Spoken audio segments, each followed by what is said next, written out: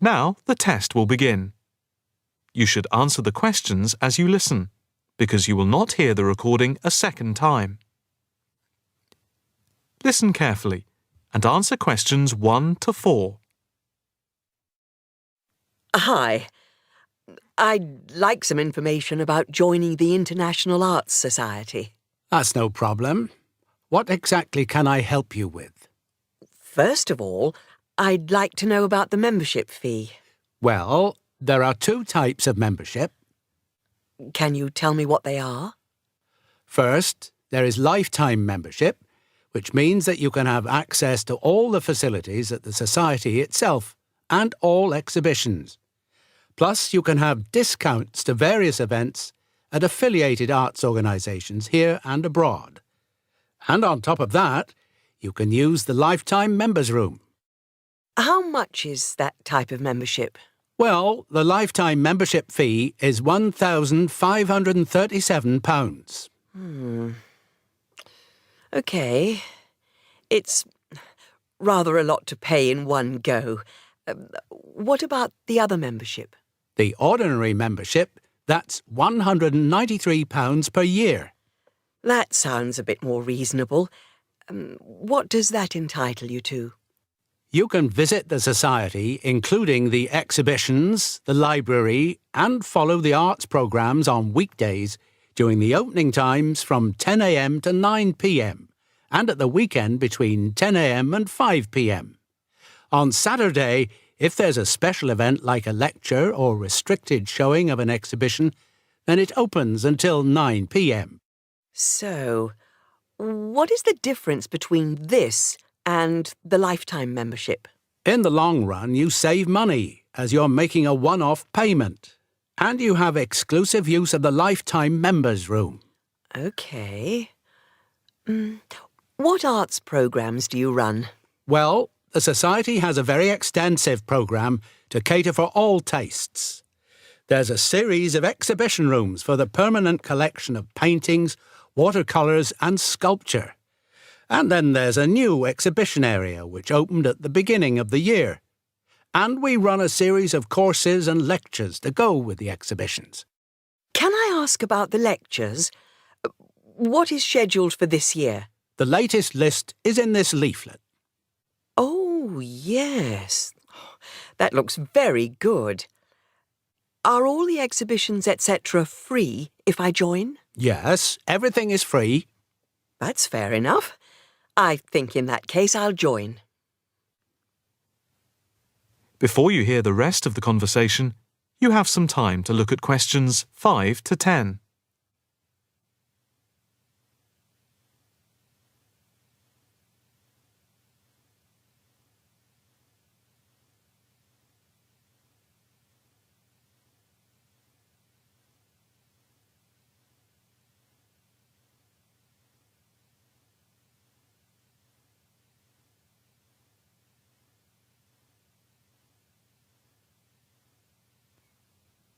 Now listen and answer questions 5 to 10. I just need to take your name, address and telephone number. First, your name. Margaret Rochester. I take it that's R-O-C-H-E-S-T-E-R? Yes, that's it. And the address? It's 55 Stone Avenue. OK. Avenue. And the postcode? Let's see. It's MA7 4PQ. And a daytime telephone number? Can I give you my work number? Yeah, that's fine. It's 0207 895 2220 and the extension is 6633. Can I pay by credit card? Yes, of course. Do you want to pay for the full year at one time or by monthly instalments? You pay £4 extra a month if you pay by instalments. OK. I think I'll pay by monthly instalments. Right. If you just complete this form, then we can set up the monthly payments. OK. If you just put your PIN number in the machine, I can deduct the first month's payment. Right, that's gone through. Here's your card. I now just need to take your photograph over here, and then I can put it on your membership card. OK. That's it. I'll just print out your membership card. Right, here you are. Thank you. By the way, can I bring any friends to the Society exhibitions and lectures? With the ordinary membership, we can issue a day pass once a fortnight, which allows you to bring a friend in. But you have to accompany them. Thank you. Can I go in now? Yes. You just swipe your card here. That is the end of part 1. You now have half a minute to check your answers.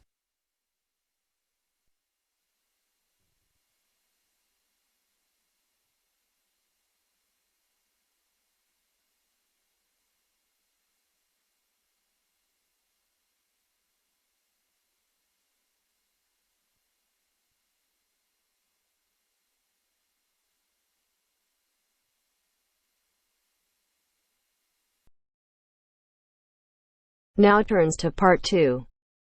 Part 2. You will hear Elliot, an environmental science student, talking to his tutor about an essay he is writing on captive breeding programs. First, you have some time to look at questions 11 to 15.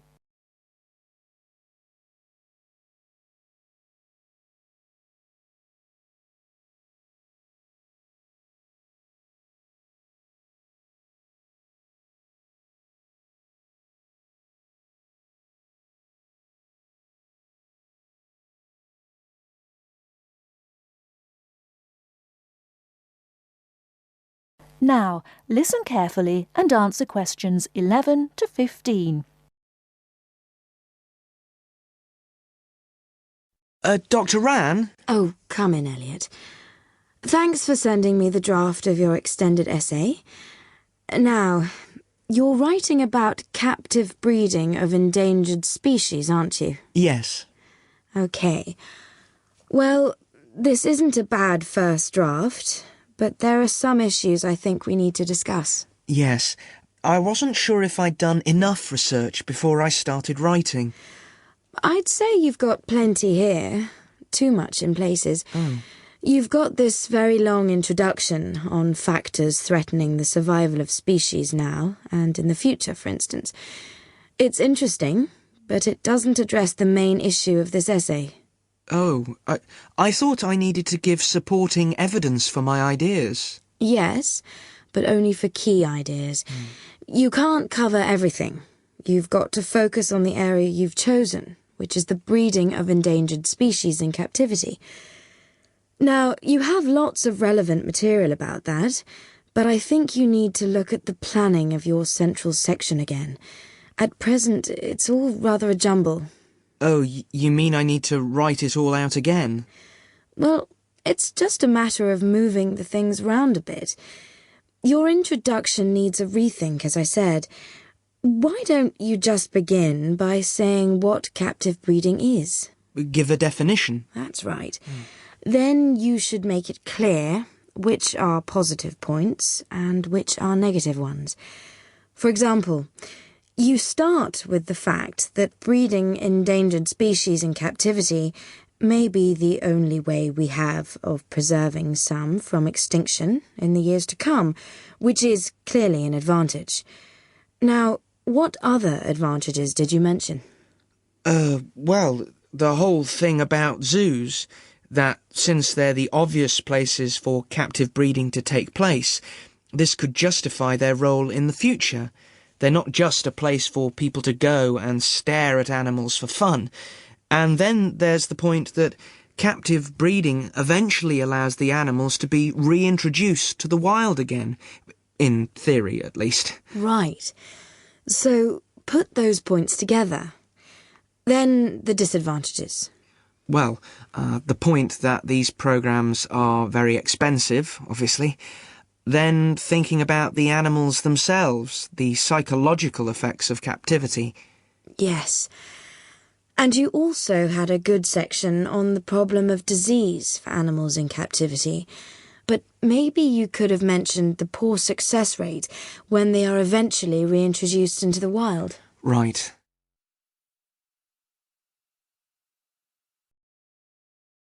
Before you hear the rest of the talk, you have some time to look at questions 16 to 20.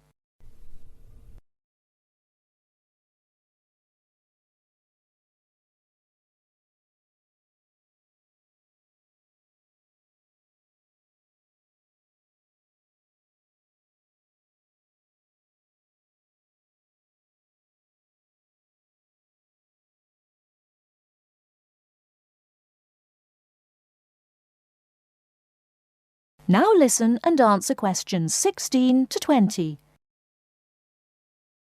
Now, your next section's on requirements for successful release of these animals into the wild.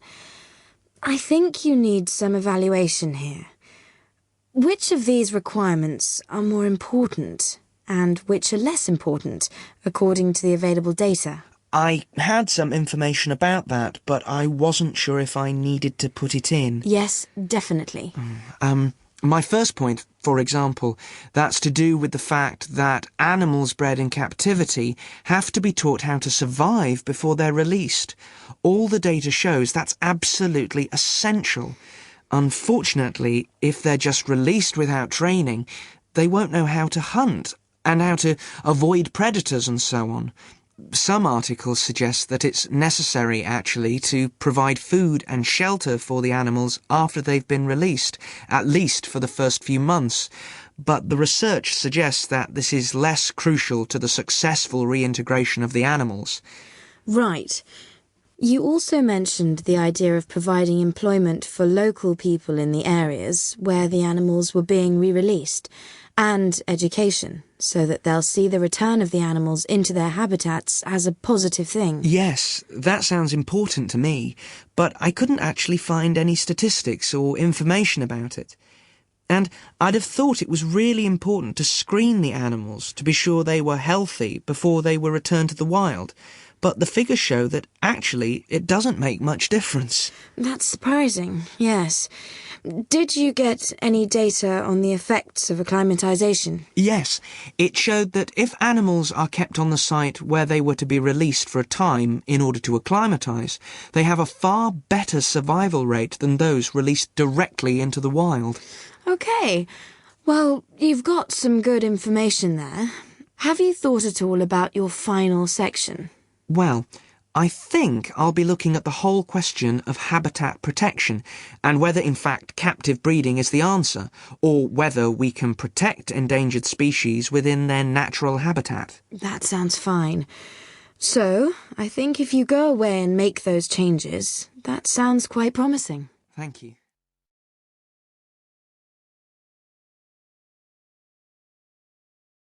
That is the end of part 2. You now have half a minute to check your answers.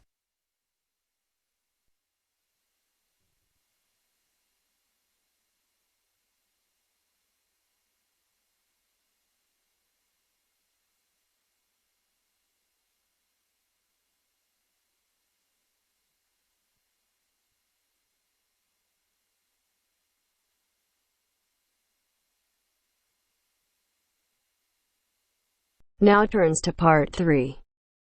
Part 3. You will hear a conversation between a potential student at Clevedon College and a representative in the Information Centre. First, you have some time to look at questions 21 to 24.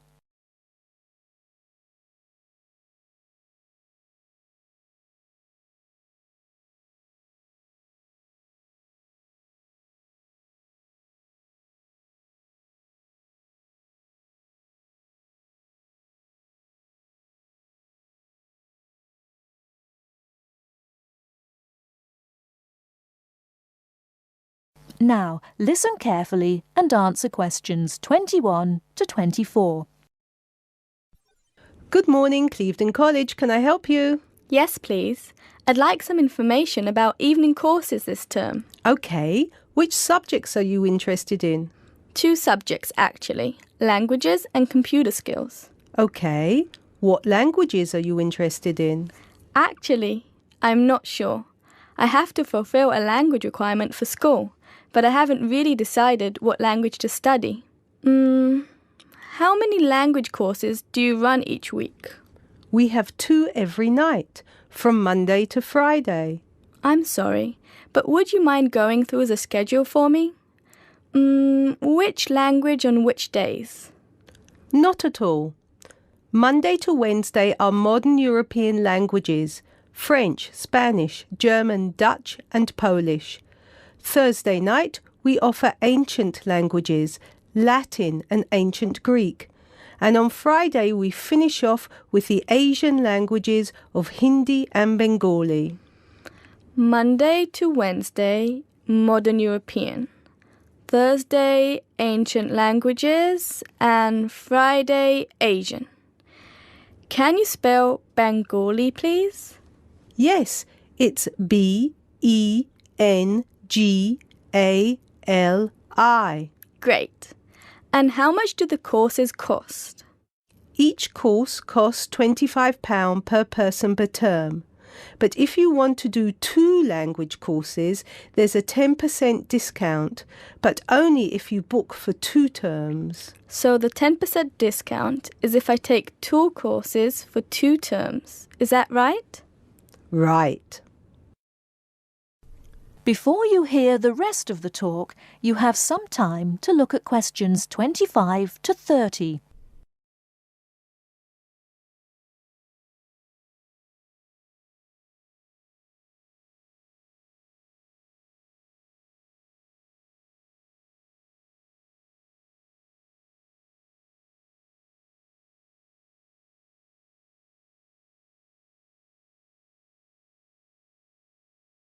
Now listen and answer questions 25 to 30. Would it be possible for me to book my classes right now? No, sorry, the computer's down.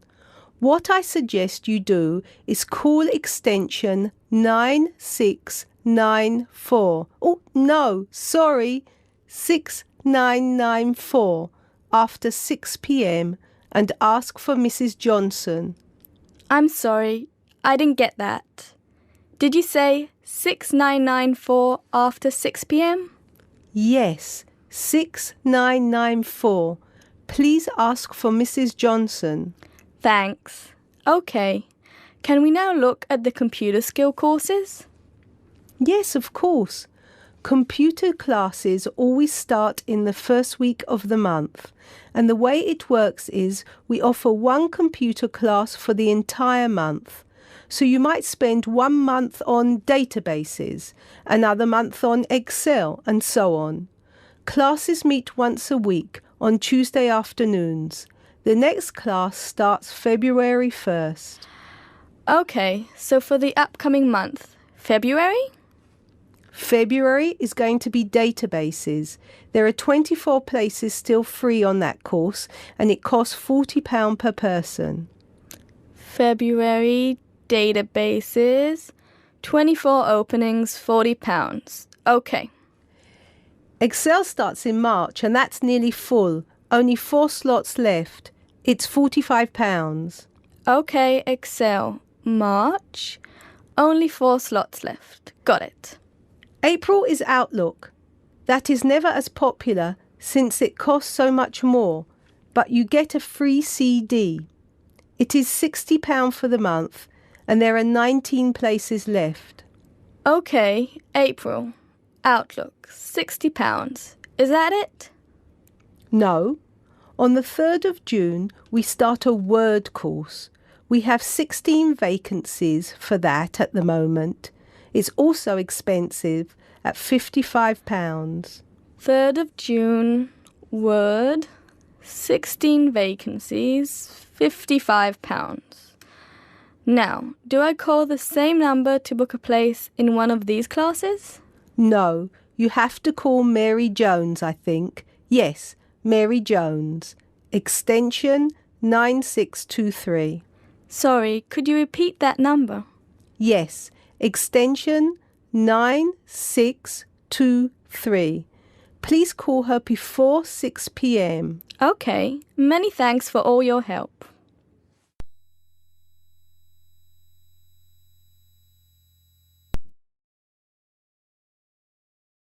That is the end of part 3. You now have half a minute to check your answers.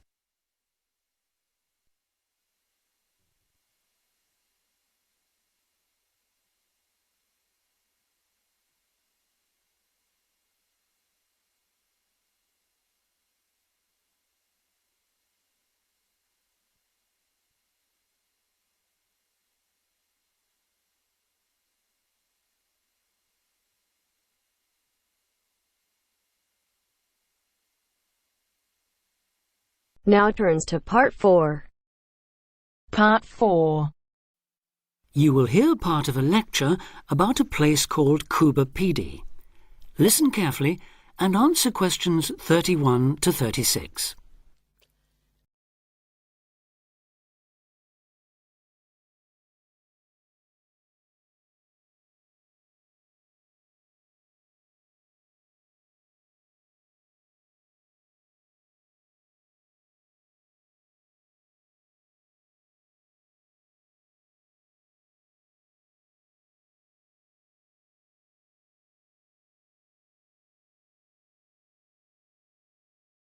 Listen carefully and answer questions 31 to 36.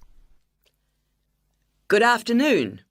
Today, we're continuing this series of talks on the development of the Australian outback with a look at Cuba Pedy, the desert town of opal mines and underground living, which lies 860 kilometres north of Adelaide and 690 south of Alice Springs.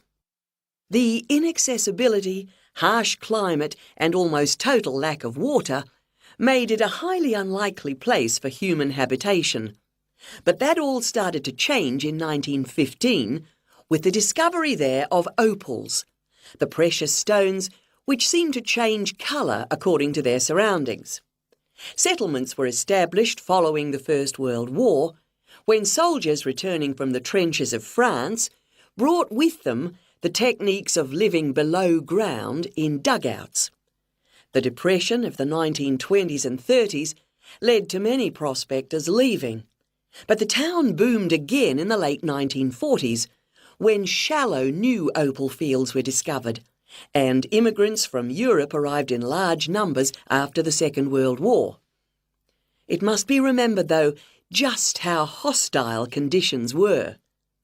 Daytime summer temperatures reached well over 50 degrees centigrade, winter nights were bitterly cold, and dense dust storms regularly blanketed the town. To cope with this, more and more people began living in disused mines and purpose-built subterranean houses, where the temperature remains at a comfortable 25 degrees all year round, so that eventually around 70% of the town's inhabitants had made their homes beneath the surface. This led to the construction of hotels and even churches below ground, as well as an entire underground shopping centre, the only one in the world.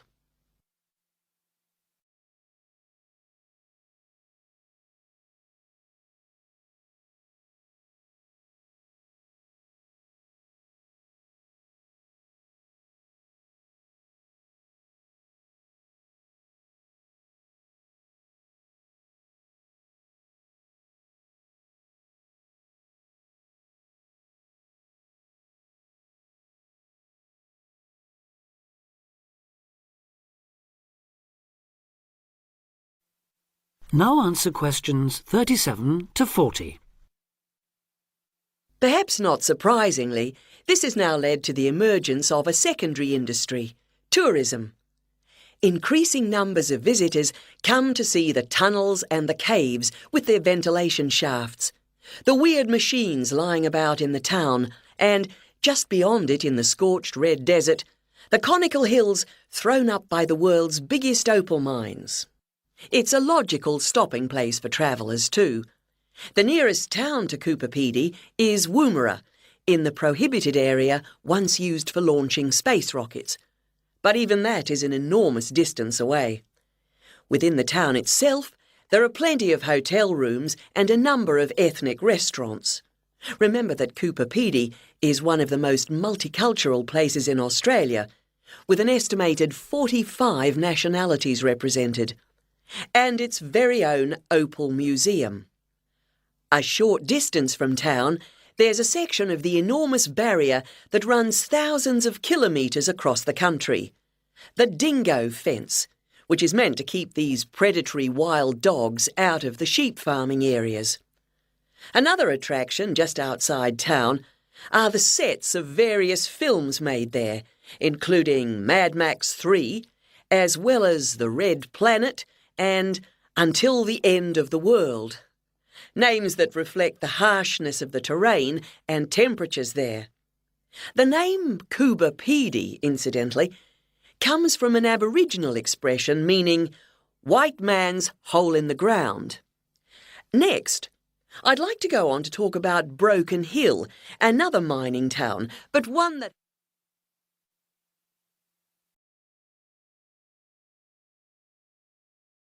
That is the end of part 4. You now have half a minute to check your answers.